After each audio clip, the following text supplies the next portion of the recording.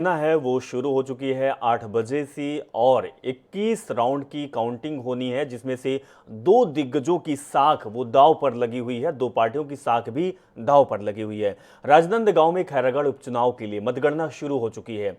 राजनांदगांव शहर में स्थित बीज निगम कार्यालय परिसर को मतगणना का स्थल बनाया गया है। यहां पर सुबह 8 बजे से वोटों की गिनती शुरू हो चुकी है। सबसे पहले डाक मतपत्रों की गणना की जा रही है। इसके लिए 14 टेबल लगाई गई, जिसमें से 21 राउंड में मतों की गणना की जा रही है। निर्वाचन आयोग के मुताबिक आज सुबह उम्मीदवारों और ऑब्जर्वर की उपस्थिति में स्ट्रांग रूम खोल दिया गया। मतगणना के लिए प्रत्येक टेबल पर 2 गणना अधिकारी के साथ एक माइक्रो ऑब्जर्वर की नियुक्ति की गई है। मतगणना स्थल पर 3 लेयर की सुरक्षा व्यवस्था भी की गई है और इसके साथ ही विधानसभा के लिए 12 अप्रैल को मतदान हुए थे। हम आपको अगर वोटों की बात करें तो 77.84% मतदान पड़े हुए थे, जिसमें से 78% से ऊपर जो पुरुषों ने मतदान किया था और 77% लगभग महिलाओं ने वोट डाला था। तो यहाँ पर 2,11,000 मतदाता हैं और जिन्होंने वोट किया है और आज उसका निर्णय आना है। आनंद नारायण हमारे साथ मौजूद हैं, हमारे संवाददाता सुबह से ही। और आनंद, अब मतगणना शुरू हो चुकी है, डाक पत्रों की गिनती चालू हो चुकी है। आपसे अपडेट लेंगे और जैसे आपके पास अपडेट आएगा तो आप आईएनएच के दर्शकों तक जरूर पहुंचाइएगा। लेकिन सबसे बड़ी बात यह है आनंद की, जो हमने 12 अप्रैल को देखा था कि लोगों ने इस महापर्व में अपनी सहभागिता दिखाई थी, तभी जो वोटों का परसेंटेज रहा वो 77% से ऊपर रहा। मायने रखता है 77% से ऊपर मतदान करना। बिल्कुल लोकतंत्र का सबसे बड़ा त्यौहार रहा है और 12 तारीख को जो लोगों ने अपना मतदान दिया है, साल्हेवारा क्षेत्र जो कि नक्सली क्षेत्र माना जाता है, उसके अलावा बकरकट्टा, गंडई और छुई खदान, जहां पर ग्रामीण इलाके ऐसे लगते हैं कि लोग गर्मी के बीच भी पहुंचने में कतराते थे, लेकिन जिस प्रकार से मत का प्रतिशत बढ़ा वहां पर लोग पहुंचने लगे और अपना मतदान किया। 77 पॉइंट से जब अधिक मतदान आया तो दोनों पार्टियों ने उत्साह का माहौल हो गया कि हमारे प्रत्याशी जीतेंगे और हमारे प्रत्याशी जीतेंगे। कांग्रेस ने जहां ये दावा कर दिया कि हम जीत की ओर बढ़ गए हैं, कि नया जिला का जो खेल था हमारे पक्ष में आ गया और मतदाता हमारे लिए मतदान किए, तो वहीं बीजेपी ने दावा कर दिया कि दो बार का अनुभवी यानी जो 5वीं बार मैदान में कोमल जंगेल है उनके पक्ष में मतदान हो रहा है और जो मत का प्रतिशत बढ़ रहा है उसका फायदा हमको मिलेगा। अब उस रिजल्ट की बारी है आज और 8:30 बजे के बाद पहला जो कि साल्हेवारा क्षेत्र से मतपत्र खोलने के अधिकारी दावा कर रहे हैं, कलेक्टर और जिला निर्वाचन अधिकारी, उनके नीचे उप निर्वाचन अधिकारी ने दावा किया है कि पहला साल्हेवारा क्षेत्र से खुलेगा तो 8:30 बजे से पहला उसका रुझान मिल जाएगा और अनाउंस हो जाएगा कि डाक मतपत्र में आगे कौन चल रहा है। लेकिन शुरुआती रुझान की बात की जाए तो ऐसा कहा जा रहा है कि 13 डाक मतपत्रों में कांग्रेस आगे चलने का दावा किया जा रहा है। हालांकि अधिकारियों ने अभी दावा नहीं किया है, लेकिन शुरुआत में कांग्रेस के डाक मतपत्र में आगे बढ़ रहे हैं। अब जैसे ही अंदर से अनाउंस होगा या उनके एजेंट आकर बताएंगे, ये साफ हो जाएगा कि डाक मतपत्र में आगे कौन चल रहा है। कुछ मिनटों बाद यह मीडिया कर्मियों की जो कि इलेक्ट्रॉनिक डिवाइस है, तो अंदर उनको पुलिस अधिकारी और जो जनसंपर्क अधिकारी हैं ले जाएंगे, तो ये साफ होने लगेगा कि अंदर कौन कौन जा रहा है। फिलहाल में जांच की और कड़ाई है और ऐसा इलाका है नक्सली क्षेत्र भी थोड़ा जुड़ा हुआ है, तो इसलिए वहां पर 7 लेयर की सुरक्षा रखी गई है कि अंदर में किसी प्रकार की हिंसा या फिर हिंसा वाली बात तो नहीं है, लेकिन किसी प्रकार की सुरक्षा में कोई कोताही ना हो, ये विशेष सावधानी बरती जा रही है। जनप्रतिनिधि आए हैं, अधिकारी आए हैं, उनको सुरक्षा का ध्यान रखते हुए यह भी अपील की जा रही है कि आप कृपया सहयोग बरतें ताकि हम एक सावधानी पूर्वक और स्वच्छ वातावरण में आपके जो आज रिजल्ट आ रहे हैं उसको दे सके। बिल्कुल बिल्कुल, शांतिपूर्ण और सुरक्षा बहुत जरूरी है और हम भी अपील करते हैं कि जो लोग हमें देख पा रहे हैं वो सुरक्षा जरूर ध्यान रखें और प्रशासनिक अधिकारियों की मदद करें। और सबसे बड़ी बात है आनंद, जिस तरीके की आपने जानकारी दी, हालांकि देखा जाता है कि जिसकी सरकार होती है जिस पार्टी की, उसको फायदा मिलता है। उपचुनाव निर्णायक भी कहा जा रहा है, पार्टियों के दिग्गजों की साख और प्रतिष्ठा भी दांव पर लगी हुई है। लेकिन आपने जिक्र किया है कि कांग्रेस पार्टी ने एक बड़ा दांव खेला है, वो जिला बनाने के लिए। खैरागढ़, छुई खदान और गंडई, लोगों को कितना फायदा पहुंचने वाला है अगर ये जिले बनते हैं?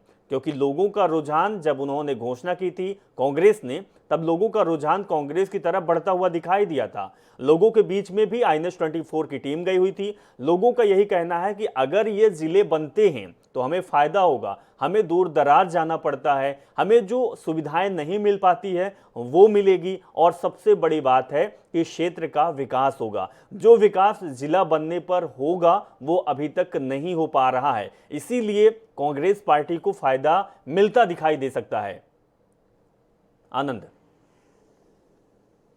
एक चॉइस सेंटर खुलता है तो देखते हैं कि आसपास के लोगों को, चाहे बच्चे का जन्म प्रमाण पत्र बनाना हो या मृत्यु प्रमाण पत्र बनाना हो, उसका फायदा मिलना शुरू हो जाता है। तो अगर उप तहसील बनता है, तहसील बनता है और जिला बनता है तो इसके समझा जा सकता है कि एक आईएएस अधिकारी की वहां पर नियुक्ति होगी जो कलेक्टर के रूप में होगा, एक आईपीएस अधिकारी की नियुक्ति होगी जो कि वहां पर एसपी के रूप में होगा, तमाम थाना प्रभारी बनेंगे। और यह कहा जाता है कि साल्हेवारा गंडई क्षेत्र में विकास नहीं होता है, 140 किलोमीटर यानी पूरा दिन निकालकर नांदगांव मुख्यालय पहुंचना पड़ता है, तो उसे लोगों को मुक्ति मिल जाएगी। खैरागढ़ मुख्यालय आप आएंगे, आपकी जो भी दस्तावेज संबंधित काम हो, कोर्ट संबंधित काम हो, क्योंकि अभी लिंक कोर्ट है या फिर छोटे कोर्ट कहे जाते हैं, वो वहां पर है, तो पूरे वहां पर एक विस्तार होगा। इससे पहले बेमेतरा जिला बना, बालोद जिला बना, तो उसका तेजी से ग्रोथ हुआ। तो यानी विकास की अगर बात की जाए तो कांग्रेस ने विकास को ध्यान में रखते हुए दांव खेला है कि जिला बनाएंगे। तो जिला को लेकर कहीं ना कहीं लोग उसके प्रति आशान्वित है कि हमारे क्षेत्र में जिला बन जाएगा, उससे आवागमन के साधन तेज होंगे। अभी लोगों को सीधा बोलना पड़ता है कि हम पहले गंडई आएंगे या छुई कदान आएंगे या खैरागढ़ आएंगे, वहां से फिर बस चेंज करेंगे तब नांदगांव जाएंगे। लेकिन अब ऐसा कहना नहीं पड़ेगा, वहां पर तमाम तरह की सुविधाएं बढ़ जाएंगी, चाहे शिक्षा की बात हो वो भी बढ़ जाएंगे। वहाँ पर इंदिरा कला जो संगीत विश्वविद्यालय है उससे जो संबंधित पढ़ाई होंगे उसके लिए छोटे वहाँ पर शिक्षा केंद्र भी खुल जाएंगे। ये मुख्यमंत्री ने दावा किया था और वो दावा कहीं ना कहीं सफलता की ओर बढ़ रहा है। बीजेपी इसको घेरने के प्रयास की है, लेकिन बीजेपी घेरने में कितना सफल हो पाती है, उन्होंने कहा था कि 3 बार दावे हो चुके हैं, लेकिन उसमें बीजेपी को कितना उसका असर मिलता है कि 15 सालों ने लोगों ने यह कहा था कि 15 साल बीजेपी ने भी यहाँ पर सरकार बनाकर रखी थी, विकास उनका कर देना था, जिला बना देना था, लेकिन वो हो नहीं सका। तमाम तरह के लोगों ने आरोप लगाए थे, लेकिन कांग्रेस ने उस दावे को अपने पक्ष में लिया, जिला बनाने का दावा खेल दिया और विकास की सामने एक मॉडल पेश कर दी। ये मॉडल कितना कारगर होता है ये कुछ घंटों में साफ हो जाएगा और बता पाएंगे कि कांग्रेस यहाँ पर कांग्रेस के विधायक बन गए या बीजेपी के विधायक यहाँ पर बन गए। बिल्कुल आनंद नारायण, आपने बहुत अच्छी जानकारी दी और दर्शक समझ भी पा रहे होंगे कि अगर जिला बनता है गंडई और छुई खदान खैरागढ़ तो लोगों को कितना फायदा मिलेगा। और लेकिन आनंद, जो पार्टियां हैं वो जब चुनाव आता है तब वादे तो बड़े कर देते हैं, लोग लुभावने वादे करते हैं, लेकिन उसके बाद मुकर जाते हैं। हालांकि कांग्रेस पार्टी ने वादा किया है, सरकार है, और चाहे जीत हो या फिर हार हो, वादा तो पूरा करना चाहिए। भारतीय जनता पार्टी की बात करेंगे आनंद, भारतीय जनता पार्टी सूबे में 15 साल तक काबिज रही, लेकिन इस बार के खैरागढ़ चुनाव में दिग्गजों का जो मेला लगा था, चाहे वो पार्टी के सूबे के नेता हो या फिर दूसरे राज्यों के नेता हो या केंद्रीय मंत्री हो, वो जब खैरागढ़ की धरती पर कदम रखा उन्हें याद आ गया कि यहाँ बेरोजगारी है, यहाँ लोगों को कई समस्याओं का सामना करना पड़ता है। महिला सशक्तिकरण की बात भी आई थी और सबसे बड़ी बात है कि नक्सलियों की बात कही गई थी, उन्मूलन की बात कही थी, हटाने की बात कही थी और लोगों को इस खौफ से छुटकारा दिलाने की बात की गई थी। 15 सालों में हुआ नहीं, केंद्र में सरकार है तब भी ज्यादा ध्यान नहीं दे पा रहे हैं। सीएम भूपेश बघेल दिल्ली का दौड़ लगा रहे हैं, गृह मंत्री से मुलाकात कर रहे हैं और ये बात कह रहे हैं कि नक्सल समस्या सूबे में बहुत ज्यादा है। समझने वाली बात यह है, चाहे वो भारतीय जनता पार्टी के लोग हों या फिर कांग्रेस पार्टी के लोग हों, दोनों पार्टी के नेताओं को और जो बड़े ऊपर बैठे हुए हैं उनको भी समझने की जरूरत है कि नक्सल प्रदेश और देश की समस्या है। ये केवल छत्तीसगढ़ या किसी एक जिले या किसी एक स्थान की समस्या नहीं है। अगर ये छत्तीसगढ़ के किसी एक जिले या एक तहसील की समस्या है तो पूरे देश की समस्या है और इस चीज में दोनों केंद्र और राज्य को मिलकर काम करना चाहिए। ऐसे लोगों को खदेड़ना चाहिए, भगाना चाहिए और जिस तरीके से सरकार की मुहिम चल रही है सरेंडर करने की, तो इसको भी आगे बढ़ाना चाहिए क्योंकि लोग खौफ के शिकार हो रहे हैं।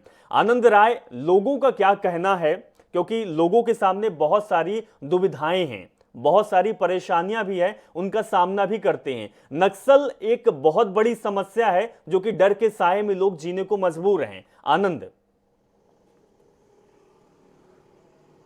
बिल्कुल आपने बिल्कुल सही प्रश्न किया और कि तमाम तरह की पार्टियां आए, दिग्गज आए, दो मुख्यमंत्री उतरे। यानी मुख्यमंत्री शिवराज सिंह चौहान साहब उतरे। उन्होंने आकर बिल्कुल कहावत के तौर पर बिल्कुल अपने चुटीले अंदाज में कहा कि एक शिकारी आएगा, दाना डालेगा और उस जाल में फंसना नहीं है। साल्हेवारा के और गंडई के जो वहां पर प्रचार था वहां पर उन्होंने किया। उसके विपक्ष में अगर मुख्यमंत्री से हम लोग की आईएनएच की टीम की बात की तो उन्होंने कहा कि मुख्यमंत्री भूपेश बघेल साहब ने कहा कि कई मामा, हर मामा मामा नहीं होते। शिवराज सिंह को उन्होंने मामा का जैसा संबोधन दिया है, कोई मामा कंस भी होते हैं, कोई मामा अन्य मामा भी होते हैं। तो उन्होंने अपना बिल्कुल वार और प्रतिवार किया। इस बीच में जनता ने ये सोचा कि 70 सालों कांग्रेस की सरकार थी केंद्र में, उनको विकास कर देना था। 15 साल से बीजेपी की सरकार थी, उनको विकास कर देना था सिर्फ। लेकिन नक्सलियों का खौफ दिखाकर विकास को अवरुद्ध किसने किया, इसमें जनता कहीं ना कहीं अब साक्षर होने लगी है, समझने लगी है।